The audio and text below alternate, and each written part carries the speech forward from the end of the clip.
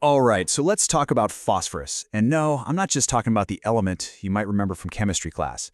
We're going to dive into phosphorus as a homeopathic archetype, a way to understand this really fascinating, complex, and, well, brilliant kind of personality. So let's start with what we all know. Yep, phosphorus is right there on the periodic table. Element number 15. It's a real, tangible thing with chemical properties we can study. And get this, it's not just something out there in a lab. It is quite literally inside of us. In fact, right after calcium, phosphorus is the most common mineral in the entire human body. It's absolutely fundamental to our biology.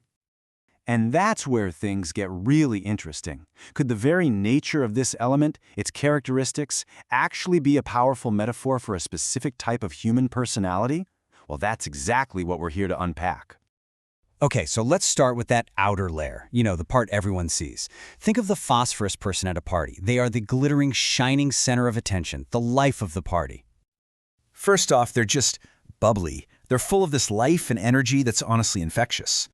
They've got this unique kind of magic, a magnetism that just pulls people in. You feel an almost instant connection.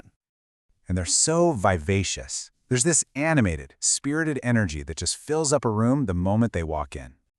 And maybe most of all, they are famously sympathetic. They really feel for other people, they care deeply, and they listen with a completely open heart. So you're getting the picture, right? This is your quintessential social butterfly. They're outgoing, so expressive, and they make friends without even trying.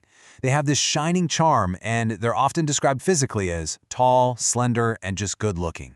They seem like a total open book, but you have to wonder, is that the whole story?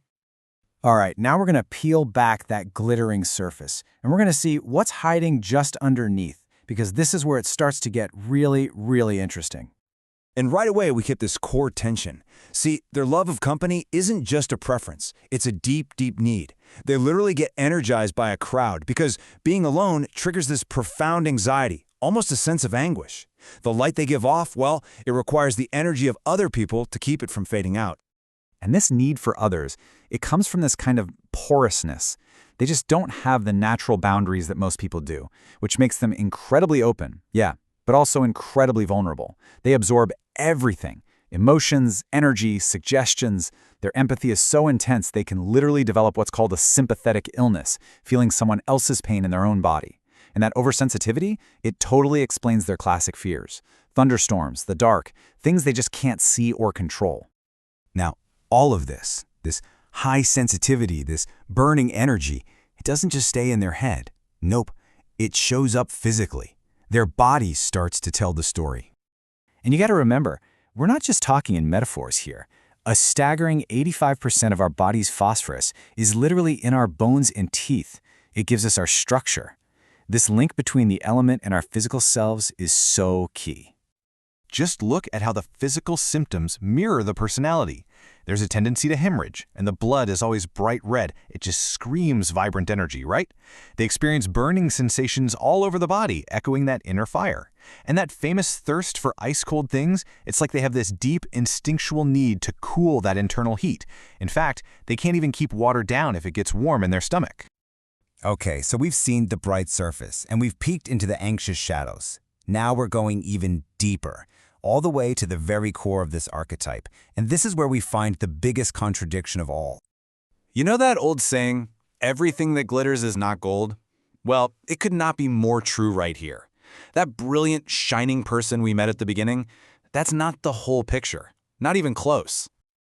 So, what is hiding back there, behind all that charm and all that sympathy and all that openness? What happens when a phosphorus person is really put under pressure, when they're in a crisis? And here it is. This is the hidden duality. Beneath that noble, brotherly love, there can be a shocking, deep-seated insensitivity. Under all that friendly charm, a very calculated, almost business-like practicality can emerge. The source material even calls it a kind of hypocrisy.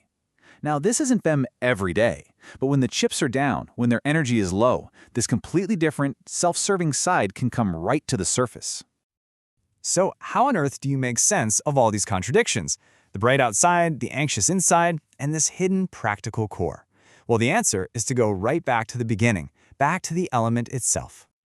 There's this old concept called the doctrine of signatures, and the idea is actually pretty simple. It suggests that the way a substance behaves in the natural world gives us clues about how it might be used, or in this case, how it helps us understand a person.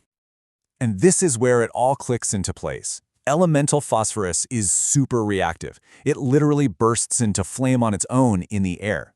Well, the personality can't bear to be alone either. It needs the air of company to spark to life. It burns so brightly, and that's that vivacious personality.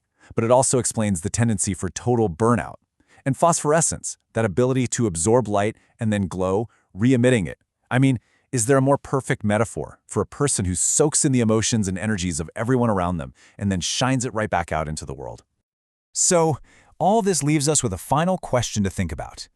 Is this just some forgotten science, an old idea? Or is it a really powerful metaphor, a way of using the natural world as a lens to understand the complex, the contradictory, and, yeah, the brilliant light that shines within all of us?